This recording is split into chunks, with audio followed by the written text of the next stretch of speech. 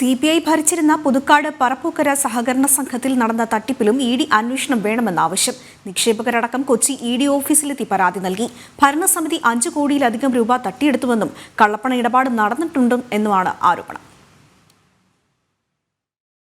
ഞാനൊരു ഓട്ടത്തൊഴിലാളിയാണ്. എൻ്റെ ഒരു 6 ലക്ഷത്തോളം എൻ്റെ മോളുടെ കല്യാണത്തിന് വെച്ചിരുന്ന പൈസ നഷ്ടപ്പെട്ടു.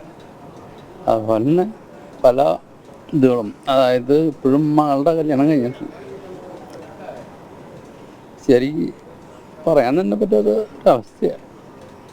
ഇനി അത് പറയണമെന്ന് വെച്ചിട്ടുണ്ടെങ്കിൽ നമ്മളുടെ ഇവരെ തട്ടിപ്പ് നടക്കണമെന്ന് വെച്ചിട്ടുണ്ടെങ്കിൽ ഇവർ ഈ പാസ്ബുക്കുകൾ മേടിച്ച് വെച്ചിട്ട് ഇവർ പൈസ തരാമെന്നുള്ളതിൽ കുറേ ആൾക്കാരുടെ നിന്ന് പൈസ മേടിച്ച് പാസ്ബുക്കുകൾ മേടിച്ച് വെച്ചിട്ട് കലാപം വന്നപ്പോൾ ആ പാസ്ബുക്കുകളൊക്കെ കെട്ടിപ്പൂട്ടി അവർ കൊണ്ടുപോയി. വീട്ടുപണിക്ക് വരെ പോയിട്ട് വരുന്ന ആൾക്കാരുടെ പൈസകൾ വരുന്നുണ്ട്. ഇതിൽ പൈസകൾ മുഴുവനും ഇവർ അടിച്ചു മാറ്റിയിരിക്കുന്നത്. അത് CPIയുടെ നേതൃത്വത്തിൽ തന്നെയാണ് ഇവർ ചെയ്തിരിക്കുന്നത്.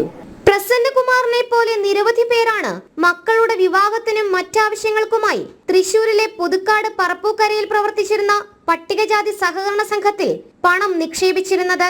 CPI നേതൃത്വത്തിലുള്ള ഭരണസമിതി തട്ടിപ്പ് നടത്തി സംഘം അടച്ചുപൂട്ടിയതോടെ ആത്മഹത്യയുടെ വക്കീലാണ് പലരും.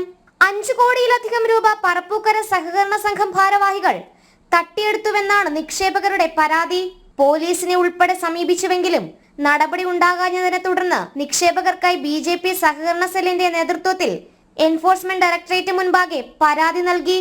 പുതുക്കാട്ടെ സഹകരണ സംഘം തട്ടിപ്പിൽ പ്രക്ഷോഭ പരിപാടികളുമായി BJP രംഗത്തുണ്ട്. തൃശൂർ ജില്ലയിൽ തന്നെ സഹകരണ സംഘങ്ങൾ കേന്ദ്രീകരിച്ച് കരുവന്നൂർ മാതൃകയിൽ നിരവധി തട്ടിപ്പുകൾ നടന്നിട്ടുണ്ടെന്ന വിവരവും പുറത്തുവരുന്നുണ്ട്. കൂലിപ്പണിക്കാരും ഓട്ടോ തൊഴിലാളികളും ഉൾപ്പെടെ സാധാരണക്കാരാണ് തട്ടിപ്പിനിരയായവരിൽ ഏറെയും. ജനം, കൊച്ചി.